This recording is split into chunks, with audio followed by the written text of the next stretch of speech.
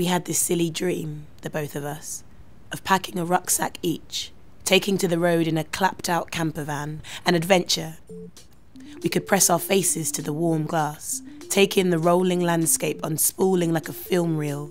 We were running towards our dreams, dreams that surpassed sound and shape, that tickled the nape of our necks. You were always the excitable one, your brain a shaken Coke can. The sight of open roads and coastlines made your palms tingle, fingers spread like diverging paths. Freedom never felt so close, so wondrously easy to grasp.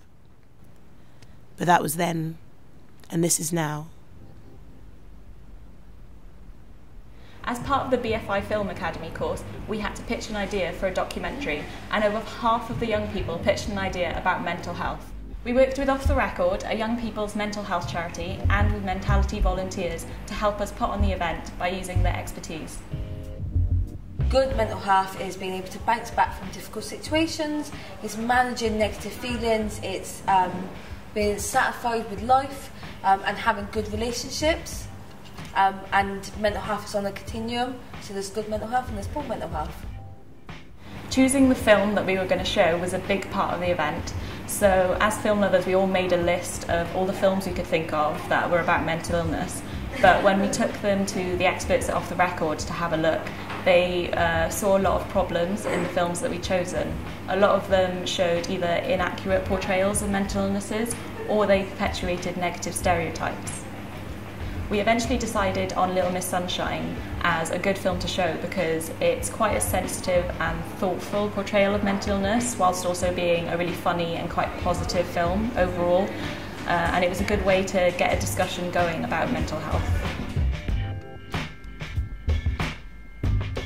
I think for a lot of people, films and other media are one of the main sources of information where they find out about mental health, mental illness. And especially for people who are quite young and just beginning to learn about it, if we don't portray it accurately and they don't gain a good understanding, then it'll affect the way they see it, and it creates stigma and it can make it difficult for people to get help. As part of the event, we really wanted to have a creative expression of mental illness, so we commissioned the amazing spoken word poet Vanessa Kisuule to write a piece expressing how the myths peddled in movies don't always match up to the actual reality. So she wrote a poem called Shadows and Sunshine and performed that before the film and after the film in 2 parts, using the language of a road trip to tie it in with the Little Miss Sunshine film that we screened earlier. As they tell you, they know how you feel, because of this film they just watched. And when you don't respond, they will wonder what your silence means, but be too fearful to ask. So the movies will do the talking instead, as you are left alone to make sense of the scriptless chaos of your head. When we were working with Off the Record, we learnt about how problematic the representation of mental illness in films can be. And so at the event we decided to interview members of the public, people working at Rife, Off the Record and Medntality volunteers to get their opinions on what the most popular movie myths about mental illness were. So here's our countdown of the top 5 movie myths about mental illness.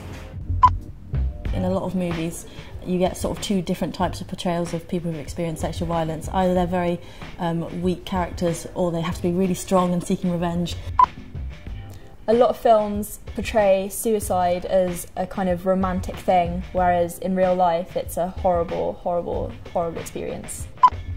I think Black Swan perpetuates the myth that anorexia is only suffered by thin females. In Shutter Island, the film, where it's portrayed as this violent, scary thing to be dealing with, and that people with mental illnesses can have these violent tendencies.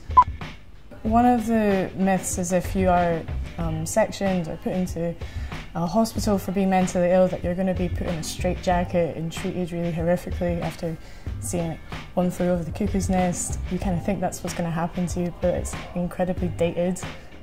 I think what we need is a kind of whole shift in the use of language we use. I feel like there's still a long way to go, but it has progressed a lot already. I think we need to change the glamorising of it.